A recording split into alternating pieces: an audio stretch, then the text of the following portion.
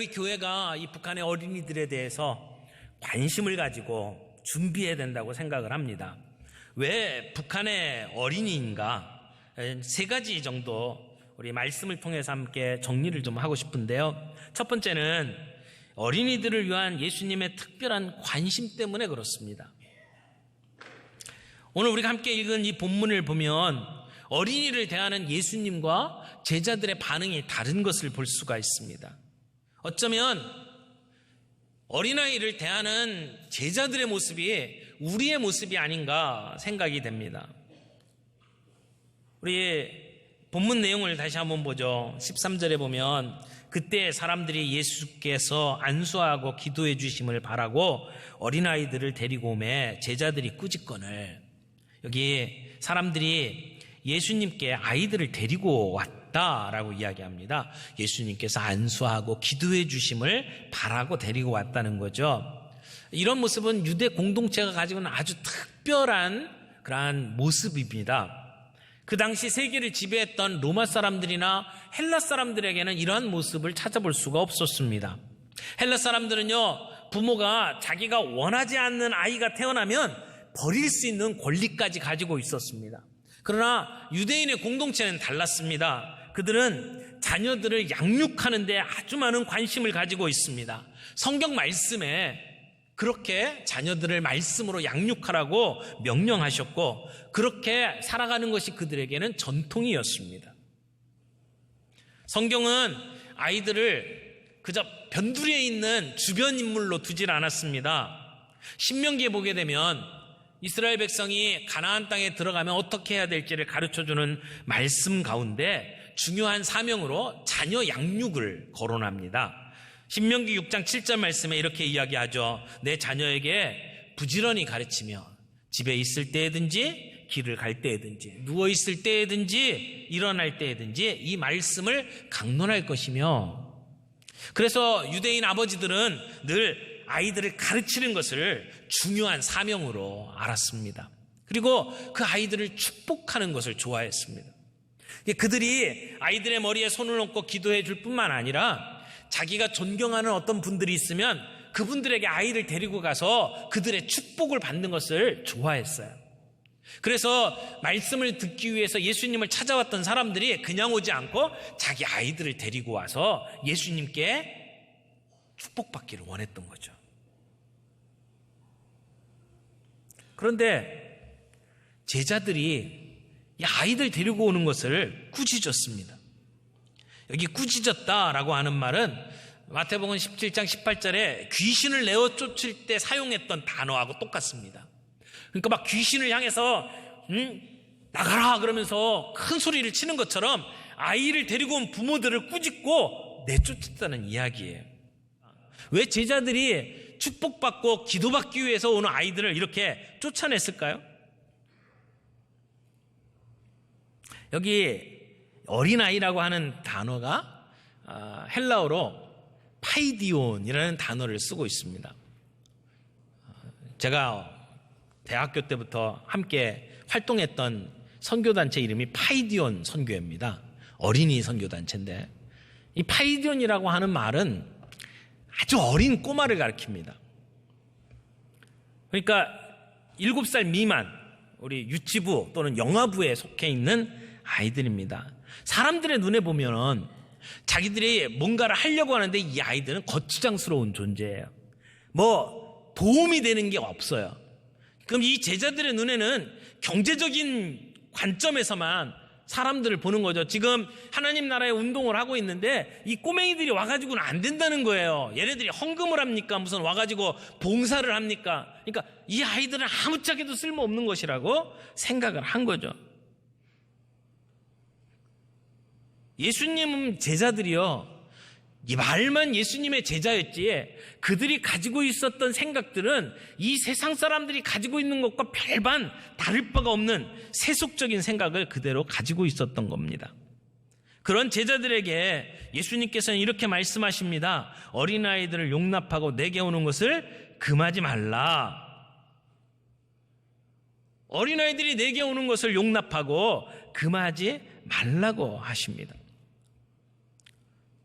그런가 하면 마가복음 10장 14절에 보면 이 똑같은 이야기를 하시면서 예수께서 보시고 노하시어 이르시되 어린아이들이 내게 오는 것을 용납하고 금하지 말라. 하나님의 나라가 이런 자의 것이니라 라고 설명을 해요.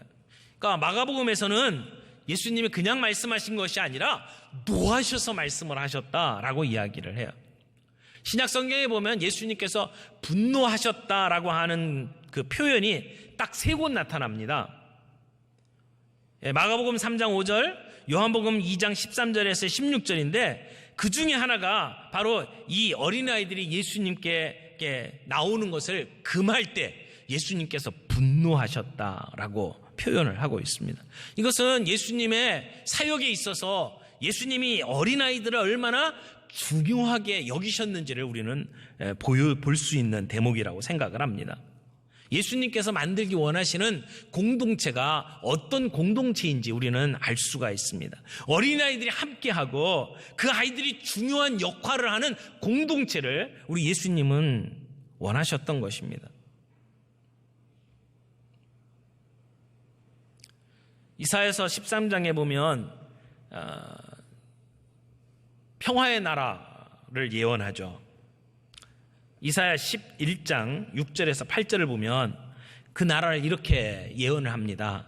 그때의 이리가 어린 양과 함께 살며 표범이 어린 염소와 함께 누우며 송아지와 어린 사자와 살찐 짐승이 함께 있어 어린 아이에게 끌리며 암소와 곰이 함께 먹으며 그것들의 새끼가 함께 엎드리며 사자가 소처럼 풀을 먹을 것이며 젖먹는 아이가 독사의 구멍에서 장난하며 젖된 어린아이가 독사의 굴에 손을 넣을 것이라.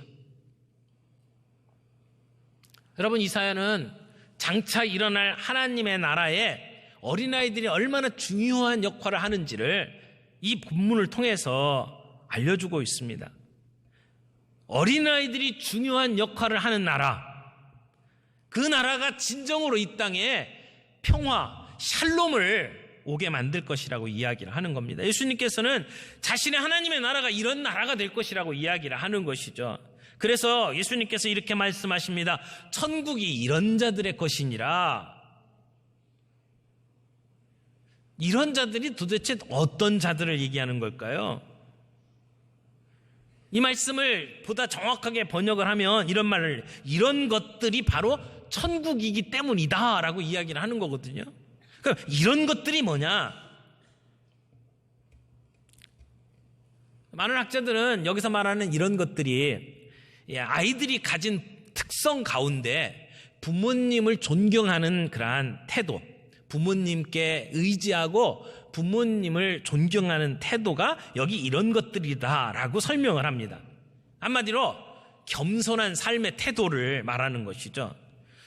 왜 이렇게 말할 수 있느냐면 아까 말씀을 드렸던 마가복음 본문에 보게 되면 이렇게 이야기해. 내가 진실로 진실로 너에게 이르노니 누구든지 하나님의 나라를 어린 아이와 같이 받들지 않는 자는, 어린 아이와 같이 받들지 않는 자는 결단코 그곳에 들어가지 못하리라 하시고, 이게 받들지 않는 자는 못 들어간다라고 하는 이야기를 여기서는 이런 것들이라고 표현을 한 거죠. 그러니까 마태는 이런 것들, 즉 어린 아이들, 당장에는 아무짝에도 쓸모없는 것처럼 보이는 존재들이 공동체 안에서 대우받는 중요한 역할을 하는 그러한 하나님의 나라, 그게 이런 것들이 바로 하나님의 나라의 모습이라고 이야기를 하는 겁니다. 이런 말씀을 통해서 우리는 분명하게 알 수 있는 것이 있습니다. 어린이들을 향한 예수님의 특별한 관심을 우리는 볼 수 있다라고 하는 것이죠. 두 번째로는 하나님의 나라 샬롬 공동체의 주인공은 어린아이가 되어야 하기 때문에 그렇습니다. 북한 사역을 준비하는 예수 그리스도의 제자인 우리들에게 매우 중요한 메시지를 주고 있는 것이 이것이라고 생각을 합니다. 여러분, 우리는 북한 사역에 대한 특별한 목표를 좀 가지고 있어야 된다고 생각합니다. 많은 사람들이 북한 사역에 각자 나름대로의 견해를 가지고 있습니다.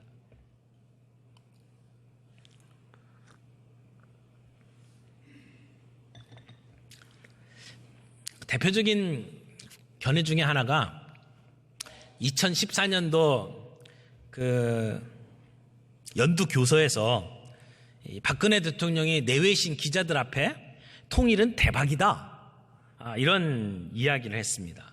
여러분, 대박이 뭡니까? 대박, 크게 성공한다라고 하는 말 아닙니까? 그러니까 통일이 되면 경제적으로 크게 이득을 얻을 것이다, 크게 도약을 할 것이다 라고 하는 이야기죠. 그래서 통일 대박론을 이야기를 했습니다. 이런 논리의 밑바닥에는 통일로 인해서 발생하는 통일 비용보다는 통일로 인해서 얻게 되는 이 통일의 그 반사 이익, 편익이 훨씬 더 많을 거라고 보는 거죠. 통일을 하는데 사용하는 비용이 엄청나게 들어갈 거예요. 그걸 우리가 통일 비용이라고 하고, 통일을 통해서 얻게 되는 유익이 있는데 이 들어가는 비용하고 얻게 되는 유익을 비교하면 이쪽 게 훨씬 더 많다라고 하는 이야기죠. 또 통일이 되면 지금 우리가 계속 문제되고 있는 이 북핵 문제가 해결이 되면서 전쟁의 위협이 사라지고, 그렇게 되면 우리가 국방력에 쏟게 되는 비용들을 다른 쪽에 사용할 수 있기 때문에 우리는 국가 경쟁력이 높아질 거다라고 이야기를 하는 겁니다. 그러나 지금 북한에서 탈북해가지고 남한에 정착해 있는 탈북민조차도 제대로 포용하지 못하는 남한의 현실로 볼 때에 이 통일에 상당한 계획을 가지고 치밀하게 준비하지 않으면 통일 대박이 아니라 통일 쪽박이 될 수도 있다는 것을 우리는 기억해야 합니다. 탈북민에 대한 우리 한국교회의 중요성은 너무나도 중요합니다. 남한과 북한을 경험한 탈북 이주민들이 통일이 되게 되면 그들은 굉장히 중요한 역할을 하게 될 겁니다.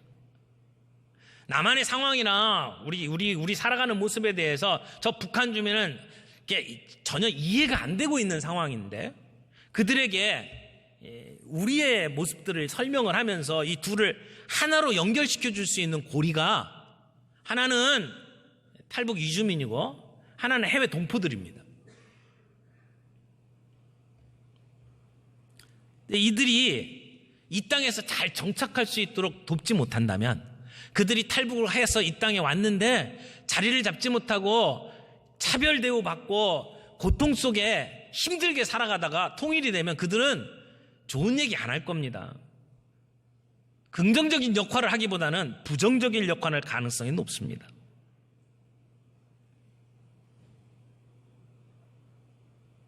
그러므로 그들을 그들이 이 땅에 잘 정착할 수 있도록 돕는 일은 한국교회가 책임져야 될 일입니다.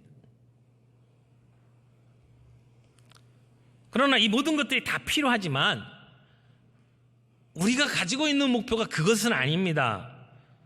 우리의 목표는 저 북한 땅에도 하나님의 나라가 임하도록 만드는 것입니다. 우리가 힘을 합해서 이 온 땅에 하나님의 평화가 임하게 만드는 진정한 샬롬 공동체를 이루는 것이 우리의 꿈입니다. 그래서 우리가 가지고 있는 북한 사역의 핵심은 단순히 통일을 넘어서서 하나님 나라의 공동체를 건설하는 것이 되어야 합니다. 그런데 이를 위해서 오늘 교회가 그저 손꼽아 언제 통일이 될지를 기다리는 것만으로는 안 된다는 겁니다. 준비해야 된다는 겁니다. 만들어가야 합니다.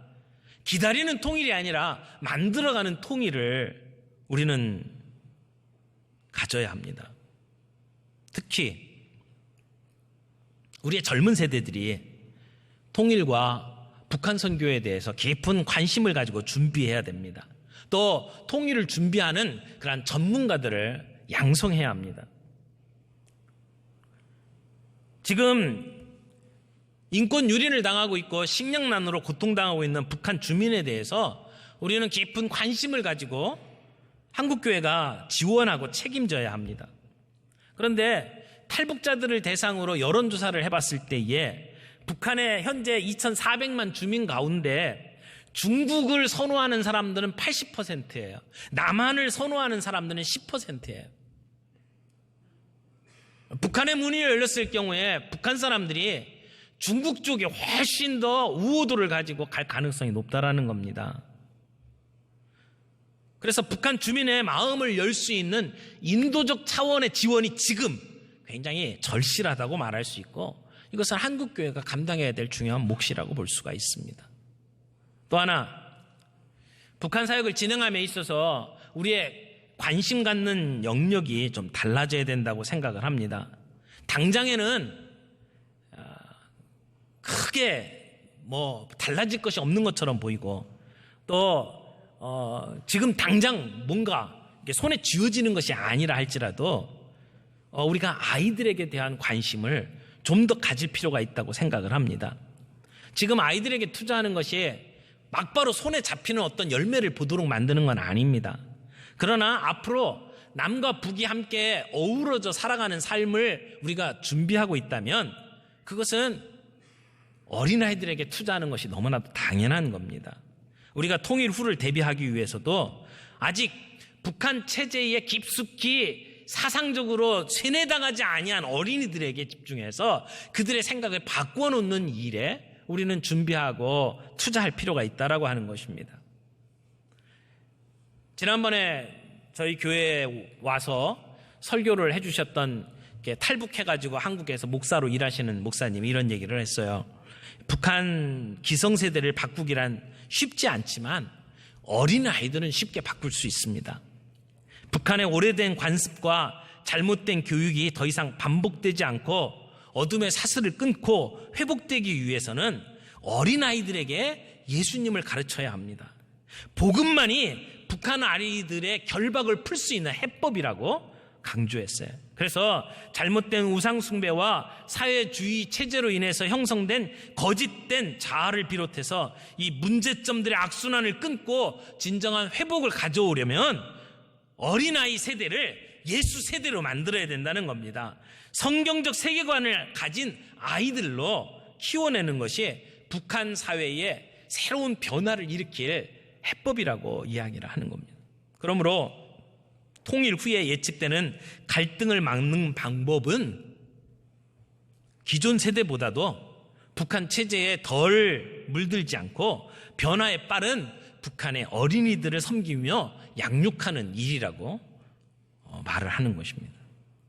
여러분, 어린이 사역은 실제적으로 영적으로 효과가 있습니다. 만약 우리가 정치적으로 경제적으로 통일을 이루었는데 다음 세대가 배려되지 않았다면 그것은 두고두고 우리가 힘들어하는 분열의 씨앗이 될 것이라고 생각을 합니다. 너무나 많은 사람들이 불행한 삶을 살게 될 것입니다. 그러므로 지금 당장 필요한 부분이 아닌 것처럼 보여지더라도 미래를 위해서는 이 어린이들에게 집중하는 일들이 우리에게 필요하다는 것을 말씀을 드립니다. 여러분, 북한 사역을 준비하는데 저는 우리 교회가 어린이들을 중심으로 이 사역을 준비했으면 좋겠다고 생각을 합니다. 지금 전 세계적으로 4.14 운동이 벌어지고 있습니다. 예전에 선교를 이야기할 때 10-40 윈도우라는 단어를 사용을 했어요. 그래서 위도 10도에서 40도 사이에 이 지역에 있는 그곳에 선교를 집중해야 된다라고 하는 10-40 윈도우를 이야기했는데, 요즘에는 루이스 부시라고 하는 분이 제안을 해서 지금 이제 많은 곳에서 불길처럼 일어나고 있는 운동이 4.14 운동이에요. 이게 뭐냐면 인간이 성장 발달하는 과정 속에서 4세부터 14세까지 10년이라는 기간이 너무나도 중요하다는 겁니다. 이 시기는 세계관이 긍정적으로든 부정적으로든 형성이 되는 시기일 뿐만 아니라 건강한 자존감이 생기든지 반대로 자존감의 결핍이 형성되는 시기라는 거죠. 그래서 이 4.14 윈도우, 요 연령층에 있는 어린아이들이 성장하는 과정에 우리는 복음을 가지고 그들을 총체적으로 섬기고 돕는 일을 해야 된다는 겁니다. 그래서 그 아이들이 준비됐을 때 그 아이들이 결국 자기네 세대를 감당할 수 있는 그러한 복음의 일꾼들로 만들어 놨을 때 우리 사회가 바뀔 수 있다는 것이죠. 그리고 이 기간이야말로 복음을 가장 잘 받아들이는 시기라 이렇게 이야기를 합니다. 실제로 조지 바나라고 하는 사람이 연구한 내용을 보면 미국에서 예수님을 영접한 사람 가운데 85%가 4세에서 14세 사이에 예수님을 영접했다고 이야기를 해요. 그러니까 나이가 들면 예수님 영접하기가 너무 힘든데 4세부터 14세 사이에는 예수님 영접할 확률이 굉장히 높다라고 이야기를 하는 겁니다. 그래서 소망의 세대인 어린이들을 일으켜서 하나님 나라의 일꾼으로 키워내는 일이 우리의 숙제라고 말씀을 드리는 겁니다. 말씀을 맺겠습니다. 지금 북한 아이들은 사상적으로 상당한 교육을 받고 있습니다. 이게 어린 아이 때부터 집중적으로 세뇌 교육을 통해서 이루어지고 있기 때문에 일정한 나이가 지나면 하나님을 소개하기가 너무나 어렵습니다. 그러나 예수님의 마음은 그 어린이들에게 있습니다. 예수님께서는 하나님 나라의 모델에 어린 아이가 중요한 역할을 하는 것을 원하십니다. 그리고 예수님은 그들을 축복하기를 원하셔요.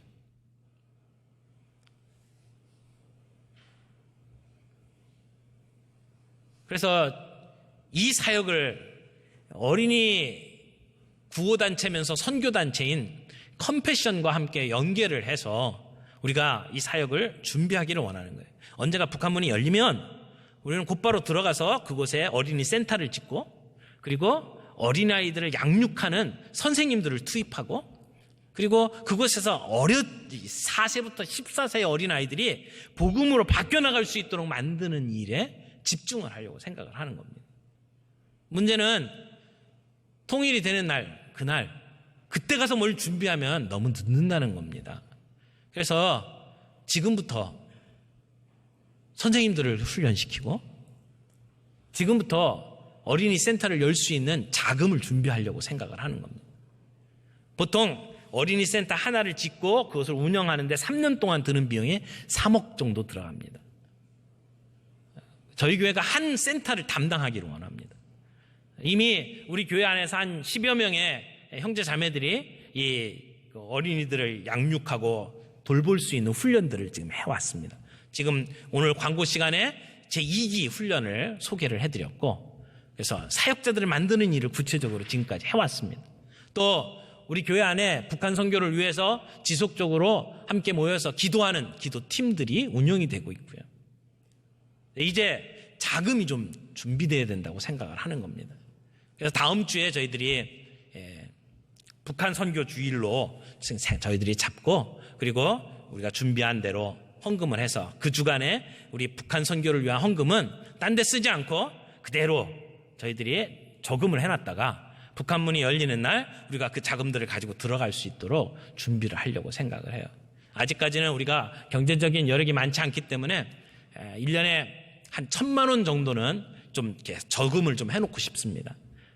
우리가 한 센터를 독자적으로 운영을 하려면 3억 정도의 자금이 필요하지만 계속 저희들이 이렇게 좀 더 힘이 생기면 자금들이 좀 더 모아지게 되고 우리가 한 센터는 운영을 할 수 있을 거라고 생각을 합니다. 다음 주일 저희들이 이러한 우리의 비전을 가지고 함께 기도하면서 주님 앞에 헌금하기를 원합니다. 더 이상 미룰 수가 없는 일입니다. 하나님께서 주신 사명을 이제 우리는 감당하기를 원합니다. 믿음으로 통일을 준비한다면 북한 문이 열리는 그날 우리가 준비한 자금과 우리가 준비한 사람들이 뛰어들어가서 북한의 어린이들을 훈련시키고 그들의 생각을 예수 세대로 만들어 놓고 그래서 북한 그리고 남한이 하나가 될 수 있는 그러한 초석을 만들어 가기를 원합니다.